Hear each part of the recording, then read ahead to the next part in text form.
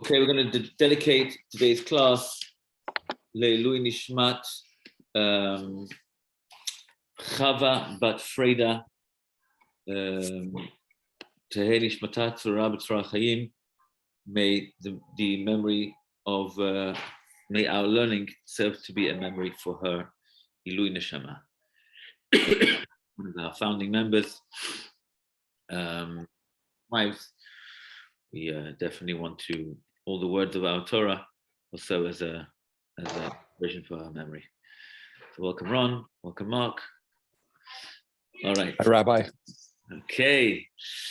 Good to see everyone today. Today we are Bezrat Hashem going to look through a little bit Parashat Beshalach, and please God, stay tuned. We are going to be starting a new series through the winter. Stay tuned for more details in the email. So if you're not signed up to the email, then please do. There's going to be some very interesting topics and mini series coming up, please God. All right, so we have a fascinating parasha. As always, these parashiyot are really the crux of Sefer Shemot, where the Exodus kind of climaxes with the Kriyat Yam Suf, with the splitting of the sea. And I always mention this every year. Even if a person doesn't have a chance to regularly go ahead and talk about or delve into the parasha, the weekly Torah portion, however, when it comes to these parashiyot specifically, it is apropos for a person to really delve into it, because these parashiyot are really the fundamentals of our religion. The overarching theme of Pesach, of the night of the Seder, is all based on these parashiyot. All the 10 makot, the 10 plagues, the Kriyat Yam Suf. We have a whole separate chag for that. Shvi Shel Pesach, the very end of Pesach, the seventh day of Pesach, where we celebrate the pinnacle of the Exodus. And really, it's something which is worth kind of trying to understand a little bit what's going on. So today I want to go and tackle something, but I want to be a little bit more broad today. As always, always open to questions. Love to hear your thoughts. These type of classes are generally text-based, a reminder, and very much appreciate everyone's feedback. So it's more of a not only just a one-on-one, but a bit of a discussion-based class. So I'm going to just pull up my screen just for the notes. Here we go. So those of you following along in the Chumash, great. If you're not, then you have it here in front of you, and we will begin. So just talking about the Exodus, the Exodus finishes off last week's parasha. We come out, the people are headed towards their destination. Their final destination is ultimately the reason why they left Egypt. In fact, when God first meets Moshe at the burning bush, he tells him, it's his source 1, Exodus chapter 3, verse 12, Vayomer, and he said, God says, Ki ehyeh imach, and I will be with you, v'zeh lecha ha'ot ki anochi shlachticha, and this shall be your sign that it was I that sent you, v'hotziacha et ha'am miMitzrayim, and when you have freed the people from Egypt, and here's the key to this pasuk, ta'avdun et ha'elohim al ha'har hazeh, you shall worship God at this mountain. So pretty much God is telling him very clearly, the reason why I'm taking you out of Egypt, why I'm going to take out the Hebrews out of Egypt, is for the express purpose of serving God al ha'har hazeh, on this very mountain, the mountain where Moshe Rabbeinu went and saw God, and at the burning bush. That great revelation was the very same mountain which there were 3 million people were later going to stand at the foot of the mountain, the foot of Sinai, where they received the Torah. in next week's parasha. Now, here's the catch. The catch is what we would have thought the Jews come out of Egypt to their final destination. We would have thought seemingly that what would have happened is we would go straight and get to the final destination, namely Har Sinai. Yet we have an entire parasha, Parashat Beshalach, which kind of throws us off. There's so much going on, so much action. It's an action-packed parasha. And it's a little bit strange why they have to go through this whole series just to get to next week's parasha, just to get to 50 days later, stand at the foot of the mountain and receive the Torah. So what's pretty clear is, for whatever reason, God orchestrated all sorts of mental processes.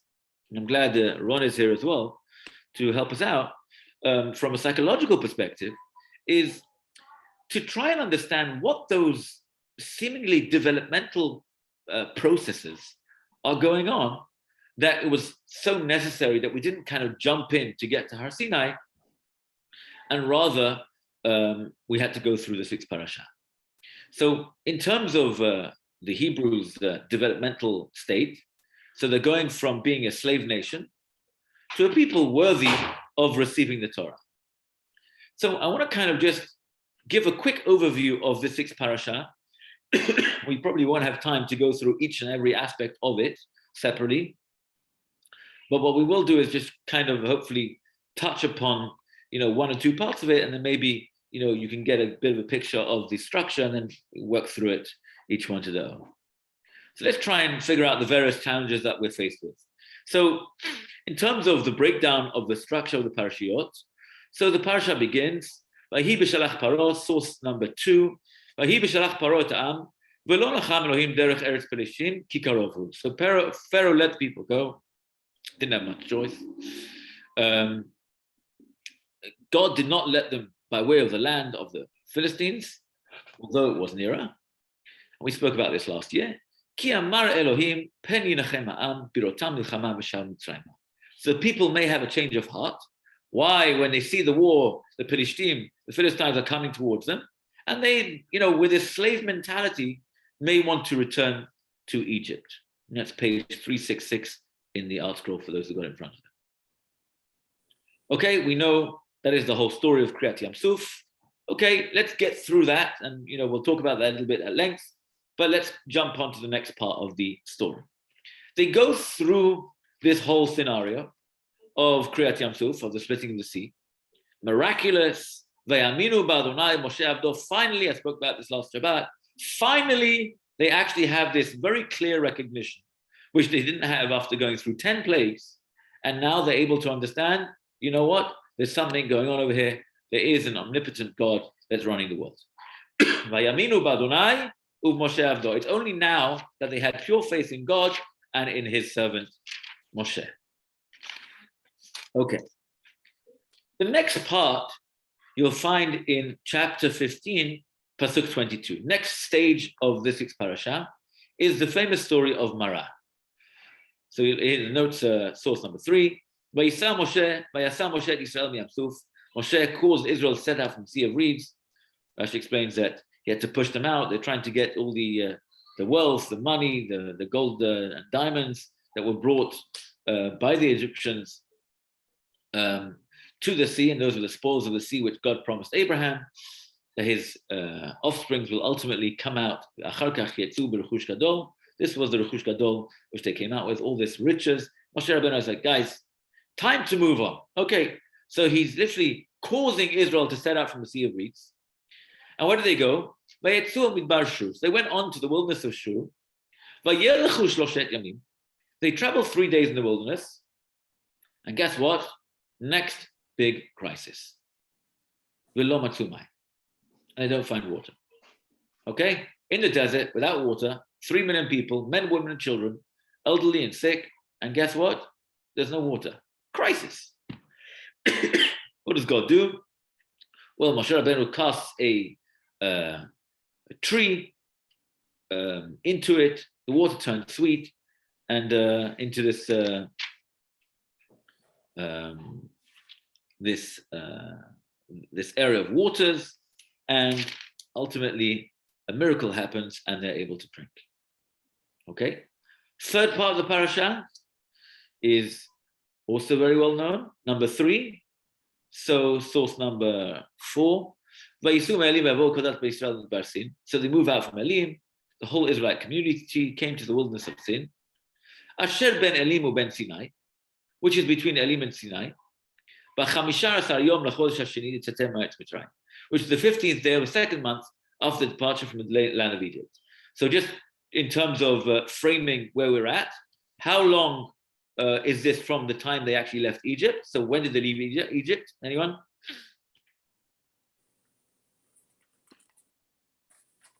What date is Pesach?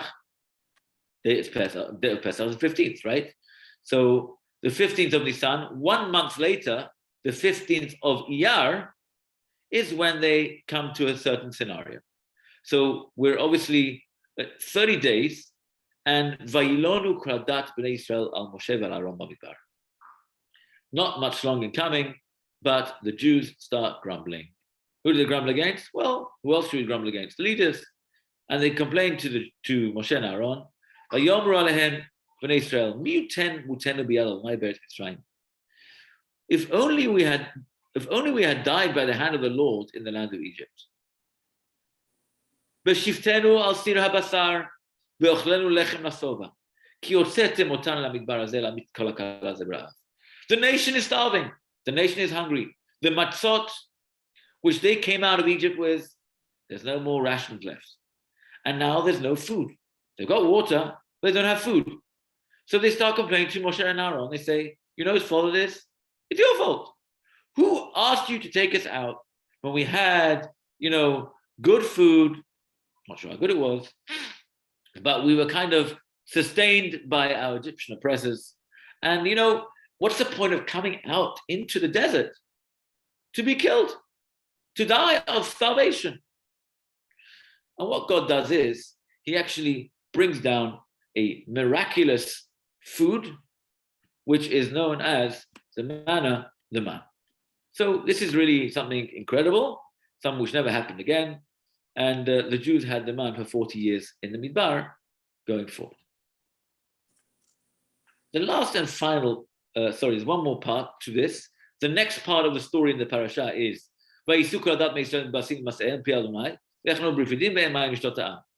again, there's no water. They go to Refidim, they encamped at Refidim, and there was no water for the people to drink. Okay, they complain again, and we know Moshe Rabbeinu has to hit the rock this time, not like what happened later on in Parashat Chukat, but he actually had to hit the rock splits, and out comes water, and the people are pacified. The final stage of the parasha, which is pretty much the end of the parasha, is Vayavo Amalek Vaylachem im Yisrael b'Refidim. Source number 6. Amalek comes and fights with the Jews, with Israel at Refidim. Okay, so we have really a real kind of breakdown of seemingly lots of challenges throughout this parasha. And as we mentioned, something which seems to be so important that the Jewish people should be able to develop themselves enough to be able to receive the Torah at Har Sinai 50 days later. And the obvious question is, what is going on over here? So just in terms of basic analytics, the structure of the challenges seem to be, they're not just kind of some sort of random structure. So you've got, the dealing with the enemy, just when they come to Yam Suf, that's Egyptians. Then they lack water, that's Marah. They lack food with the man. Then they come to Refidim again, and they face the enemy. Well, they have the lack of water again, in Refidim. And then finally, Amalek comes and has another war with them where they have to face the enemy, and ultimately they prevail. So it seems to be that there's kind of some sort of pattern going on over here, something to do with water, something to do with food, something to do with enemies at the beginning of the parasha, enemies at the end of the parasha. All this is part of this developmental process of the slave nation to become the people worthy of receiving the Torah. So what is it that the Jewish people have to overcome? So before we try to understand, let's look at the beginning of this week's parasha to try and see what's going on over here. Does anyone, first of all, want to suggest anything at this point, just in terms of patterns and overall structure? Okay, I'll offer something. Go for it. Whenever there's a need, there's an answer. And when there's a problem, the solution already exists. But we have to, it's already there, like the bitter tree for the bitter water created clean water. Correct, When it looked like our backs were to the wall, the sea opens, Moses follows instructions, the sea opens and we get what we need. In other words, what we need is always there. It's already created, but we have to find it. Even though it's a supernatural phenomena, right? Yam Suf. Even the miracle with the water was something out of this world. You're in a desert, and you chuck in a piece of wood, and out comes water, sweet water. That's, if the Israelis can advance their technical side of things to be able to do that, we'll be doing very well. But how does that work in terms of just understanding like why they need to go through this? I mean, for sure, that there's no question about it. That's something which is so vital. But is there a specific pattern that you see which you need to go through each and every single one of them? Or maybe this incredible lesson could be learned by one of them? Well, aren't these the elements of survival, though? Food, water, safety from enemies. These are all, and obviously faith is a very important part of that. Believing that if Hashem is leading us out of Mitzrayim, that that we have to have faith in God's leading us, and in Moshe, God's representative, essentially, and that we have to accept that structure and accept that we'll be okay. And obviously, we have a lot of problems that show up in this week's parsha and ongoing through many, many more. Right. Okay. So for sure, I cannot argue with that, and there's no question about it. I think you pointed out correctly that just in terms of understanding what's going on in terms of structure, these are all basic survival elements, and like you so aptly pointed out, the concept of faith which is required to be able to get through this is for sure a fundamental in the making of our nation to be able to receive the Torah. And as you mentioned as well, that throughout the Torah, the Jews are not going to have it easy. Even the 38 forgotten years, we don't talk about Sefer Bamidbar. We have nothing after the sin of the spies until the very, very last year. We don't know anything about them, right? There was kind of almost went like smoothly. We don't hear about it in the Torah. But all the action takes place within the first year of them coming out of Egypt. Korach, the spies, Matan Torah, everything's happening, during this first year, and the very last year of Midian and all that. The whole Sefer Devarim is later on discussed. That's all stuff which is they're going to have to kind of reckon with, but ultimately they do need these basic fundamentals to be able to go through those challenges. So let's try and understand, take a little bit of a deep dive into what's going on this week's parasha. So the parasha begins like this. So we open up with the pasuk Vahi b'shalach paro et ha'am. Let's put up the screen again. V'lo nacham Elohim derech eretz Pelishtim ki karofu. So Pharaoh lets people go. God not lead them by way of the land of the Philistines, although it was nearer. Ki amar Elohim, for God said, Peni nachem ha'am birotam milchama v'shal Mitzrayim. The people may have a change of heart. Why? Philistines are coming towards them. Oh no, there's these slaves, they don't really know how to fight. So when they see war, they're gonna kind of have a change of heart. and they're going to return to Egypt. So we've got this situation where God is kind of, looking at the psychological constraints of these people. These people are coming out of Egypt. They're slaves. They are in a state of worry. They're not sure what's happening. They've come out. There's been 10 miraculous plagues. But if they get suddenly confronted by a bunch of Pelishtim, this may lead to some crisis, whereby leading the Jewish people to want to return back to their enslavement, albeit under, not such pleasant, or maybe far from pleasant kind of conditions. Nevertheless, it'd be better than facing off at war with somebody else. So that's where God says, and specifically, there's this kind of, rerouting of where the route the Jewish people should really take to go from Egypt to Har Sinai, which we mentioned before, was the final destination, specifically because of this issue of not wanting to face the Pelishtim, which obviously brings us to this question, and that is, okay, we don't want these slaves, these nation of slaves, to contend with any kind of immediate war-related event. But in our parasha, we find two such events. What are they? Well, we said the very beginning of the parasha begins off with the whole kind of thing where the Jewish people are cornered. They come up to Har Sinai, to Kriyat Yam Suf, to the Sea of Reeds, and what's happening? The Egyptians are coming, running towards them, horse and chariots, the war cries and all sorts, and they're cornered. They don't know where to go. They're up front against the sea. People coming behind them. There's nowhere to go. And then the very end of the parasha, we have exactly the same thing.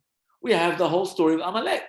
Amalek comes, tries to take the people. Moshe Rabbeinu has to go up with Yeshua and Hur, and they have to hold up his hand, and they have a whole fight in the battlefield, and ultimately they prevail. But this is, the beginning of the workings of Amalek, where, ultimately leads to Purim, a separate discussion in its own right, exactly what Amalek represents in this world, why it's so important to eradicate the immorality of Amalek as a Jewish nation, and Mashiach won't come until that happens. So we do find, literally from the beginning of the parasha to the end of the parasha, that Parashat Beshalach is actually framed with the exact opposite effect with which God is suggesting that we actually take a bit of a detour, because we don't want this slave nation to actually confront the idea of some sort of war-related event.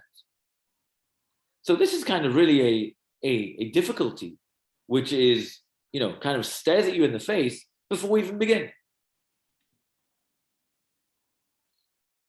The other problem is, when we talk about various challenges, we mentioned, stuff relating to basics, water, food, and then water again.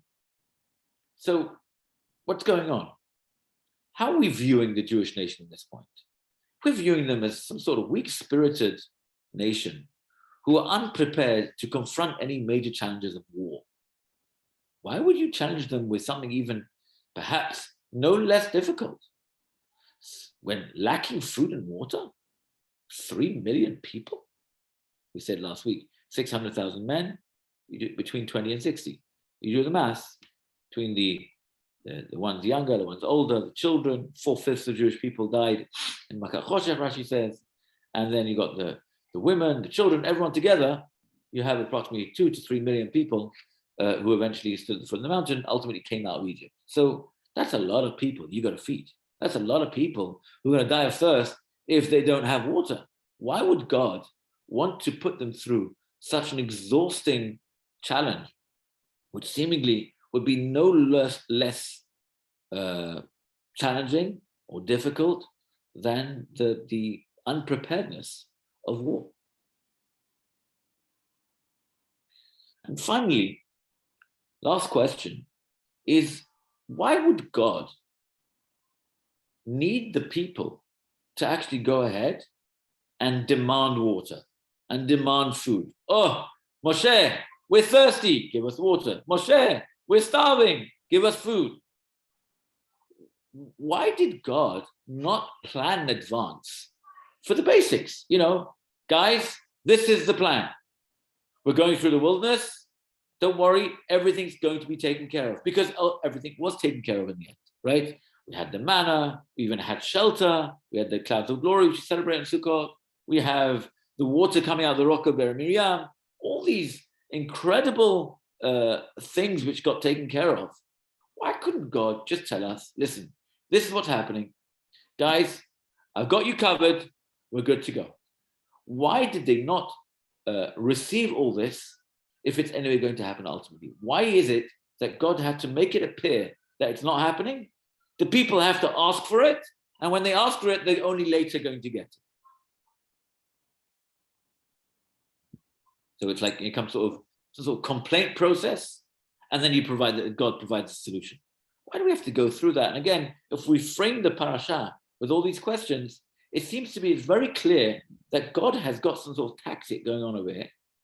And all the 5 challenges which the Jewish people are going through in this parasha are almost going to enable them to leave Egypt and now become the nation which will be able to receive the Torah.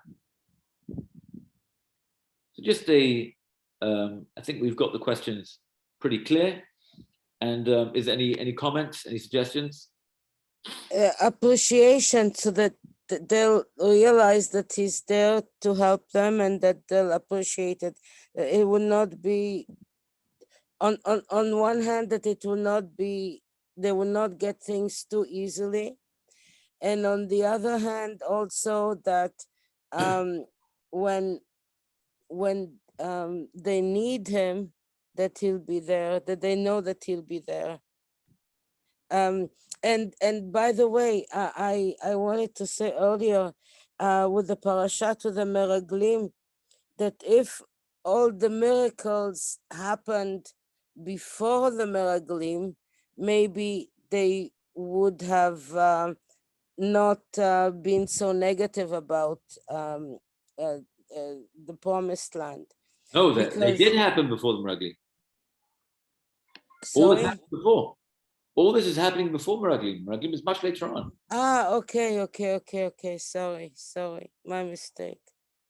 So I think you're saying stuff, Linda, which I want to cover. There are definitely angles and elements of that which kind of, maybe I just want to elaborate a little bit more on what you said, and maybe just give us a little bit of insight.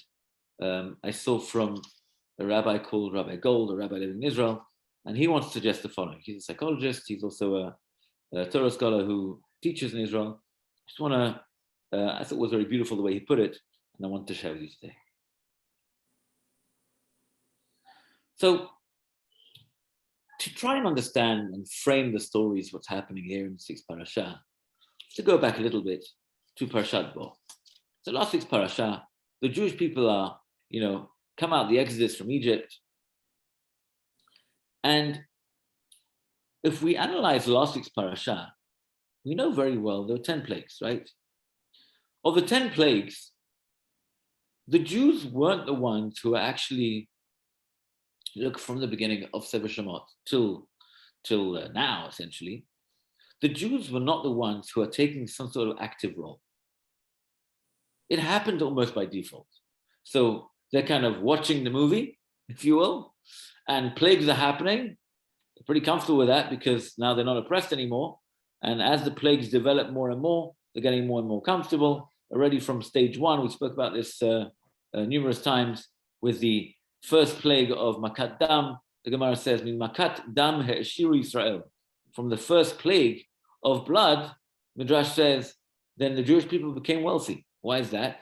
Well, the Egyptian asked his slave, "Give me some water." He sees that he can drink water, and the Egyptian can only drink blood. So the Egyptian, the slave, being in that slave mentality, he for sure gives the water straight to his Egyptian oppressor. Meanwhile, the Egyptian drinks, not happening. So what does he do? He says, well, are you playing a trick on me? He said, no, and he's petrified. And he says to him, maybe if I pay you money, and then it'll be mine, because there's a difference between Jews and non-Jews. So if I pay you money, then maybe we're okay. So he pulls out a $5 bill and he gives it to the Jew. He takes a drink, not happening. So he tries, gives him $10, $50, $100, and so on and so forth, until eventually, when God decides that this is how much this Egyptian should pay his abused victim, that is how much the price gets set. So for this one to 500, for that one to 1,000, each one, if he wants a clean bottle of water, it's going to have to take however much. The price is defined by God. So it's not like the poor abused Jew is shaking every time he hands the bottle of water to the Egyptian, and suddenly it's not turning into water yet. So what does he do? He tries again, until he hands more and more money, until ultimately it changes. Again, this is not in the hands of the Jew. The Jew doesn't get in trouble, and the Egyptian has to pay. And then that is what the Gemara says, Makat dam Heshir Yisrael. So already from the first plague, the Jewish people are already leaving their state of oppression and at least getting a bit of a respite from what's happening in terms of very cruel oppression, which we know all about in the 210 years prior. But as they go through the Eser Makot, they finally end up with midnight strikes, wham, the entire Egypt is up in arms, they're screaming, Paro in pajamas in the middle of the night comes running after Moshe and Aaron. He said, get out! Enough! All the firstborns are dying. The firstborn is not necessarily boys, girls, the first one of the house, whoever it was, made no difference. En bait asher en shamet. There's no house, but there's no dead person in regards to the Egyptians. And Moshe Rabbeinu says, no, we'll go out tomorrow morning. And the next morning, midday, they go out with their matzot, which they didn't have time to be able to run out with, to actually bake enough bread for the journey. Separate question in its own right. I thought they had the whole night. But really, and they go out of Egypt, and we pretty much end up in our parasha. So if you look at the way the Jews are actually dealing with this whole story, it seems to be the Jews are not actually, the Hebrews are not really involved in terms of a kind of their own free will. What's happening is they get chased out of Egypt. They don't really have a choice. God's got a divine plan. They're not doing very much, and they're almost like bystanders in this movie where they ultimately end up outside of Egypt. Yes, miraculous, but perhaps not of their own making. The developmental state of the Jewish people was perhaps that similar to an infant, a child who gets everything done for them, and then, they kind of learn they grow up like that. I mentioned the other day, Rabbi Chanan Wassman says that if we were to be put into this world as fully developed adults, we would be fascinated by every facet of creation. It's just unbelievable. The sun, the moon, our nails, the hairs of our nose, the skin, the DNA, our birth of a child within another person, the whole system is just fascinating. The sky, the stars, the clouds, how the whole ecosystem works. It's unbelievable. But we are brought up with it. We grow up with it. It's a given. Then when our hair grows, we have to cut our hair. Guess what? Some people lose their hair and they don't have hair to grow. We sneeze. Yeah, whatever's happening to the body to remove any bacteria, whatever it is. Yeah, we sneeze and move on. Blow our nose and move on. We can breathe. I think one of the lessons COVID has very clearly taught us, not to take breathing for granted. And they're almost in the state of, just like so many of us do, we don't appreciate because we are born into it. So the Jewish people at this stage, they're kind of born into the stage of Exodus. They're born into the stage of a person is able to kind of go through the 10 plagues as infants, and now they're at this stage of at the Kriyat Yam Suf. So really, the Jewish people are passive. They're going through all this thing. Exodus itself, very, very quietly. And what seems to be, as I mentioned in the beginning, is that in this state of mind, the Jewish people cannot be in a state where they'll be able to receive the Torah.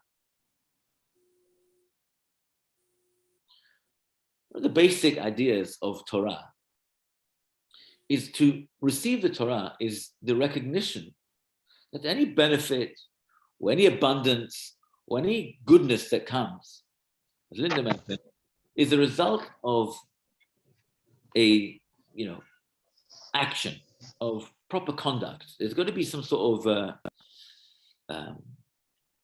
maturity, if you will, that things don't happen by itself. That maturity, which is required, is normal in terms of a developmental process of a person. But, when a child grows up, you can go through the motions of seeing the child going from being a passive bystander, someone who just kind of gets everything, to someone who's actually active, to someone who is able to actually, work to be able to get all those things, to be able to take the responsibilities in life, to be able to get to where they want to get to. When an infant gets provided for by his parents or her parents, then it's very natural to get all that, but there's nothing being asked for from the child. But as the child grows up, he has to take on greater responsibilities to develop. And this is this kind of process which has to happen very gradually. Now, important to note, even in the world of chinuch, in the world of education, there is two parts to this. A person who is, goes into an overly hasty transfer of responsibility to the child, I think what's going to end up is some sort of traumatic experience to the child. If you remove that kind of love, you kind of shove the child out, go fend for yourself at a very early stage, the child may have a certain level of trauma, which they will experience as a result. On the other hand, if a person actually provides for a child with everything and just gives and gives and gives, and without developing the independence of the child, then what's going to end up? You're going to prevent the child from maturing. The development of the child is going to be severely impaired. So you have kind of this two-way process whereby you can't do too much, but you can't do too little. And you want to have this fine balance to be able to develop the child in a appropriate format. Now, that being said, adults are people who are commanded to do the mitzvot in the Torah. So when you have a mature consciousness, you have a developed mind.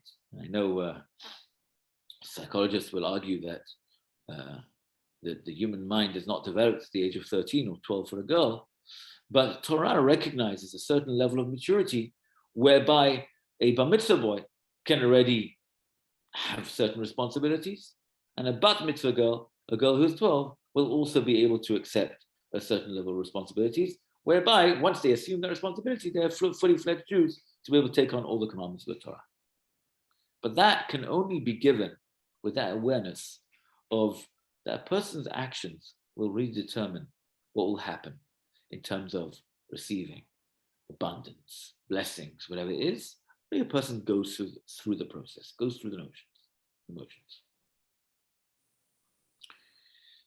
So what is the difference between the consciousness of a fully fledged adult who can take on that responsibility versus the consciousness of a slave? Simply put, a slave is very similar to an infant. Now, I know a slave can be a very strong guy and can work very hard from a physical sense, but he is not necessarily required to assume responsibility in that sense of the word in his life. The source for God's concern was exactly this point. Taking the Jewish people, the Hebrews, out of Egypt into the land of Israel without kind of developing emotionally was going to be a challenge. The Hebrews were coming out of Egypt. They were like slaves with a slave mentality. They have everything being provided for them, and they're supposed to be receiving the Torah. How are they going to learn this concept of real responsibility? How are they going to be able to understand that, the benefit is only going to come about by working through these motions? I think the common expression is it was a lot easier to take the Jews out of Egypt than to take Egypt out of the people. That's right. That's beautiful. Thank you for that. That's the classic. Why do we have to be reminded every Friday night about Yetziat time? Why? I'm tired of saying it every. We are out of it. So that is a very, very important point. I spoke about last Shabbat, the famous Ramban at the end of Parashat Bo. I wrote to Tehran actually last week. That there's the Ramban says that the whole point of the Torah mitzvot, we wear tefillin every day. We have mezuzah on our door. On Pesach we eat matzah. On Sukkot we sit in the sukkah. 3 words every time we make kiddush: Zecher li'etziat Mitzrayim, to remind us of when we came out of Egypt. What happened when we came out of Egypt? All these miraculous events. That God is omnipotent. God is the master of the universe. God is the creator of the universe. And that things can't happen alone. Now, God doesn't have to do that every Tom, Dick, and Harry. That if you eat a non-kosher sausage, you're not going to be struck down by lightning. But if a person is able to recognize that every little action, every minute appreciation for, like we said, the nails that grow on our fingers, is something which is an act of God, then a person will be able to recognize, kind of look at what happened at Egypt and apply it to modern day and apply it to everyday issues in life. But let's hang on to that for a second. God didn't forget to arrange the water for the Jewish people. God didn't forget to arrange the manna to fall down from heaven just in time when the Jews come out of Egypt. He wanted specifically there should be this developmental process where they will to appreciate. They'll go through what they don't have.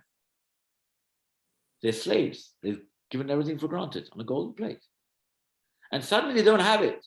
They complain, and God says, sure, go for it. And then again, we're starving. They complain. God says, no problem. Manna comes down from heaven. They complain again with the water, and so on and so forth. They have this kind of state where they move towards this perhaps maturer place in our parasha, where the truth is they take great strides from when they came out of Egypt till when they get to Har Sinai. A lot of parental intervention is required, but they get there in the end. So let's just get back to our curriculum, Sophia. Before we do that, Daniel. Can't hear you. Daniel? Yeah. You ask Daniel to speak? Daniel, yeah. Nope, can't hear you. He's not muted. How about now? Yeah, now it's good. Yeah. No, it's my speakers. It's I still have to wear the headphones. The problem I have, Rabbi, is when we keep talking about slavery. And for me, the issue of a slave, like the kind that you have a singular in a house where he's basically ordered from minute to minute what he has to do, versus what we were in Egypt. I mean, there's no doubt in my mind that we were considered very much second-class, third-class citizens. But I don't know if we had that real mentality of absolute slavery like we're talking about here. Because when I keep reading about some of the skill sets and some of the abilities they had, they were, if you will, a community within a community. They might have been lower than the Egyptians, but I don't know if they had that slave mentality that we keep talking about. And the issue comes down to me is even after the last plague and Pharaoh comes and tells Moshe to go away, leave, according to Rashi, we didn't accept it because only 20% of the Israelites actually left Egypt.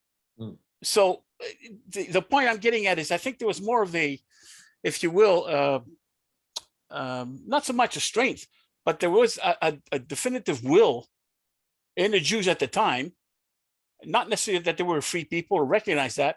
In fact, there might have been more conflict amongst themselves than we recognize. But I'm trying to, I don't see the concept of the slave as being a slave like I understand a slave. What, Daniel, for you, what epitomizes slavery? What is a slave? What are you talking about? What I'm saying, when we say a slave, in my opinion anyways, a slave is someone that has no will, no thought. They're basically told from minute to minute of the day what they have to do, when to do it, and how to do it. And that's it. And that's what they do. Their ultimate is to basically obey every word that comes out of the master's mouth. That's not what we had in Egypt. We were second class, we were third class citizens for sure, taken advantage of, absolutely. You know, and in fact, we know that we did a lot of labor that was not paid for. Yes, but it's not the same, in my opinion anyways, not the same mentality, not from what I'm reading when I read in this situation. That's all I wanted to ask. Go ahead. Psychologically, I think the major difference is not just what we have to do, but how we think about ourselves. As you know, as slaves, we don't have that same sense of responsibility. We don't develop self-efficacy. We don't think of ourselves as being able to choose to do something and then doing autonomy. We don't have that sense of autonomy. But just a minute. I mean, think about just in the last century in the shtetls. Okay, you want to talk about a people that were somewhat restricted, but did we consider ourselves slaves? We have full-grown families and businesses and everything else inside the shtetls, but we were not free. But we didn't consider ourselves slaves. We still practiced what we thought at the time. So that's we had autonomy. We had some level of autonomy. That's correct. I assume that in Egypt we had no autonomy whatsoever. So I once saw it in a. This is where I don't agree. I don't know. That's what I'm assuming. I once saw a very a nice idea, and this might help you out, Dan. It's interesting to note that many of our mitzvot are based around time. There's much discussion why time is such a fundamental in Judaism. You know, does God really care if you read Shema at 10:27 instead of 10:28? Like, oh, come on. And Shabbat comes in at 3:47. Does it really matter if I lit the candle at 3:49? Like, what's the deal with time that we're so kind of obsessed with time in Judaism? So I just saw this from one person, and you can take it or leave it. And that is that when we were, you know, the definition of a slave is a person who's not in control of time. You can be creative. You can be a master craftsman. You can be a second or third class citizen. It makes no difference. But you know what the definition of a slave is? He is not in control of his time. The master says, it's 5 o'clock in the morning. Get up, bring me a bottle of water. Boom. But the definition of wealth is time. For me, that's all it is. Correct. I don't have to put the time into getting rent, and I don't have to. It means that the time is mine. That's what wealth is for me. After health. That's what wealth is, and that's ultimately what the antithesis of being a slave. So, and that's why the kind of the mitzvot are so time-based to kind of appreciate, again, going back to Egypt, we're no longer slaves. We now are slaves of God, but being slaves of God is a very different type of mentality. That's a whole separate discussion, you know, what that means to be a slave of God. But ultimately, the idea whereby we are not in control of time when we were slaves, and now we are. So you have the ability to go ahead and read Kriyat Shema on time. You have the ability to accept Shabbat on time. You have the ability to leave Shabbat on time, and so on and so forth. And that's this kind of major stress about time. But just going back to our, I don't know if I answered your question, Dan. Okay, we'll discuss further. But just kind of want to wrap up this discussion in the very first part of the parasha. Like I mentioned, we're not going to have time to go through all the themes of the sixth parasha, but each challenge in its own right. But if you get the gist of things, I think this is pretty much the common denominator, which is a recurring theme throughout the parasha. So the parting of the sea at Yam Suf takes place by a clearly orderly divine plan. So this mistake of Israel's wandering in the wilderness is a staged plan where God kind of tries to lure the Egyptians into a trap whereby they'll run after the Hebrews, and ultimately the Jews will have to go forward and end up splitting the sea. The Egyptians will run after them, the sea will cover them, and ultimately the Jews will have been saved. Now, Pasuk says as follows. Let me just pull up the screen again. Source number 8. God says, Pharaoh will say of the Israelites, they are astray in the land, the wilderness is closed in on them. So he's literally luring him in to this kind of trap. And I was hardened the heart of Pharaoh, and he will pursue them. And that I may gain glory. And I may gain glory through Pharaoh and all his host, and the Egyptians shall know that I am the Lord, and they did so. So this is really a stage setup. One second, Dan. So the question is, why is this necessary? The people of Israel had already been confronted by the Egyptians. They had moved on. They've gone through the 10 plagues. They've gone through all the cruelty. They've gone through the slavery. They've now come out of Egypt. So why do you have to almost artificially create this confrontation with the Egyptians? We'll lure them in and we'll save the Jews. Was there not enough miracles associated with the Exodus? Do we have to bring in an additional angle? But if we explain it through this understanding that the developmental process was that the Jews had to work for it, they had to go through this stage, then I think it kind of makes sense. That what? That the Jews being this in the slave mentality in their consciousness, this slavery, infancy stage.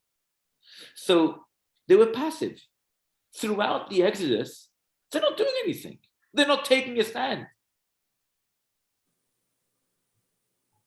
They're literally like slaves and they're being directed, like being pulled by the noses, literally. The best way how they're going to get through this is, maybe if you can liken it to exposure therapy. Someone's scared of spiders, so what you put them through exposure therapy. You talk about spiders and you put it in there, a little bit closer in a cage, and then, you put it on the hand, and then they closer and closer until they have that exposure therapy to be able to get used to it. But that's going to have to come through them. So at first, God puts the people through a state of tension. They are overwhelmed. What's going to be? They're so afraid. Source 9. And Pharaoh draws near. The Israelites caught sight of the Egyptians advancing upon them. And they are greatly frightened. The anxiety level is overwhelming. And the Israelites cried out to the Lord. Unlike what happens on the way out of Egypt, they actually have to take a participatory or active approach to their struggle. God, puts them through this anxiety and puts them through an anxiety-provoking situation that will help them respond differently. What's happening now? God says to them, guys, it's not about being passive. Vayomer Adonai el Moshe, source 10, Ma titzak elai, why do you cry out to me? Daber el bnei Israel, tell the Israelites to do one thing. V'yisau, just jump in. Go straight in. It's time to move on. Time to take an active step.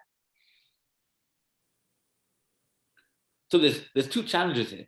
The first challenge is, the people of Israel can surrender, fall back, go back to this cushy kind of relaxed stage of, albeit this not exactly a nice place, but we'll just go back to our slave mentality and go back to be under the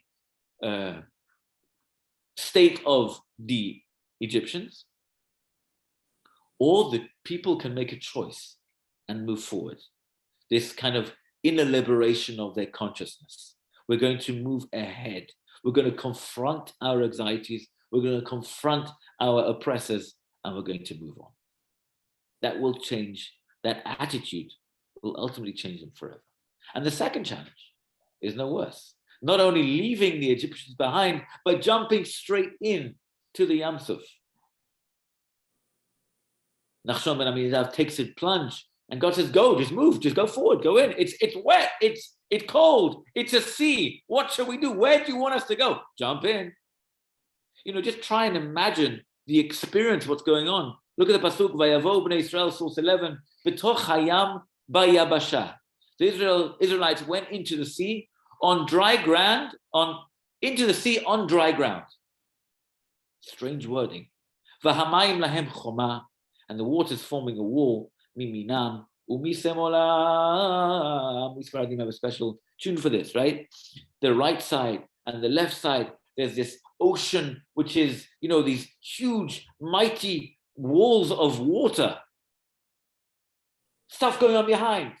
There's dry land instantly appearing as they're moving forward in the sea on dry ground. This kind of paradox. What's going on? Any second, the water can give way. How do you know to have the confidence to move on with that?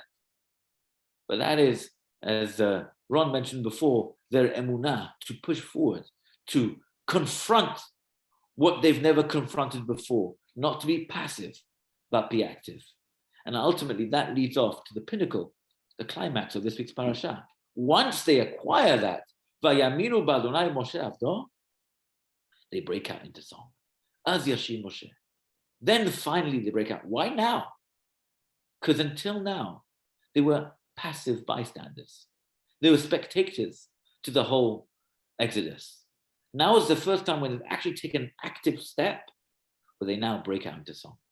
So I think that's pretty much the overall, if you look at the end of the parasha, being confronted by war with the Amalekites, that's once they start to get comfortable and they just take everything for granted. And then God has to prompt them again, and then back to square one, where they're back out of it. So that's pretty much the overall structure of this week's parasha. So much to discuss, so much to go into, so much more than what meets the eye, but unfortunately we're out of time. So I wish you all a wonderful, good evening. Is that why we? Thank you. Thank you.